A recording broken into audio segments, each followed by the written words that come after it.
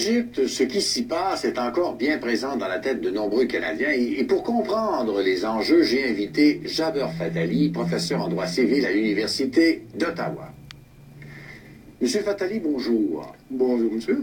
Quand on regarde la situation en Égypte, moi, au tout début, puis j'imagine qu'il y a de nombreux Canadiens qui pensaient comme ça, on pensait à une révolte pour 3, 5, 7, ou pire, 2 jours. Et là, ça n'arrête pas. Vous êtes surpris?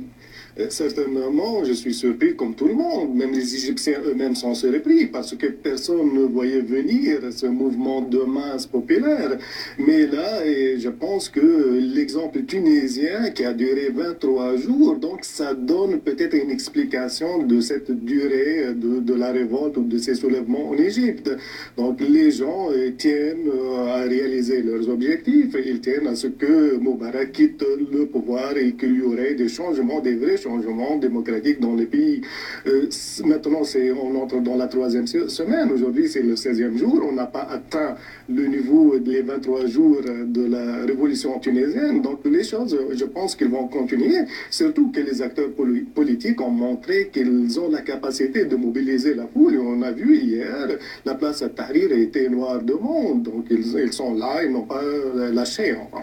Donc, ce ne sont pas des augmentations de salaire, comme semble vouloir proposer M. Moubarak, qui vont régler la situation. Ah non, loin de là, parce que si c'était seulement le prix du pain ou le tarif égyptien, on aurait pu résoudre le problème depuis les premières heures et les premiers jours, et possiblement ça aurait pu être le cas en Tunisie, mais les gens, c'est plus que ça, c'est loin de là, les demandes, les revendications sont des revendications de dignité, sont des revendications de la jeunesse égyptienne que veut vivre à l'instar d'autres jeunesses dans le monde, la liberté d'expression, les élections libres, la participation dans la vie associative sont vraiment des revendications de dignité et des revendications humaines, enfin d'existence humaine ordinaire, voilà.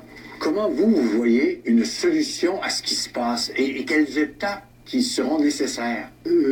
La solution, parce qu'il y a la solution, soi-disant, qu'on soit réaliste. Il y a la solution idéale, c'est que, ou plus ou moins idéaliste, qu'on disait que le changement radical du régime, c'est un peu difficile parce que l'Égypte, c'est un maillon difficile. Plusieurs intervenants dans l'Égypte qui ne vont pas laisser l'effondrement du régime de A jusqu'à Z, que le régime soit chambardé totalement.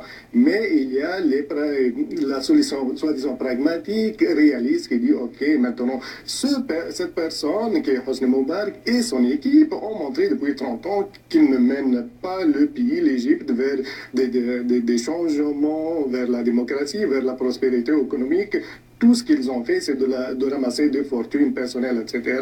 Et la solution, possiblement, sera que certaines personnalités, l'Égypte est pleine de gens qui sont compétents, qui sont capables, qui peuvent prendre la transition. Il y a, même en termes constitutionnels, le président de la Cour de cassation, de la Cour suprême égyptienne, pourrait prendre provisoirement le pouvoir et gérer la situation jusqu'à ce qu'il y aurait des élections. Il nous reste une trentaine de secondes. Est-ce que l'ONU a un rôle à jouer ou non? Pour le moment, l'ONU a un joué en termes de supervision de tout ce qui touche les droits de la personne, de toutes les atteintes et violations. Et là, la Commission des droits de la personne au niveau des Nations Unies, il est avisé, il est en train de suivre le dossier, en train de passer le message aux autorités égyptiennes.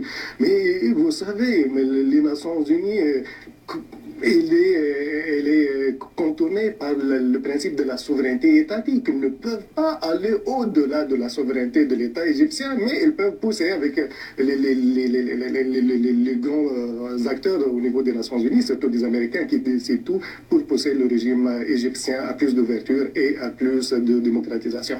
M. Fatali, merci pour cette courte visite à Revue Politique. Merci beaucoup, mon plaisir.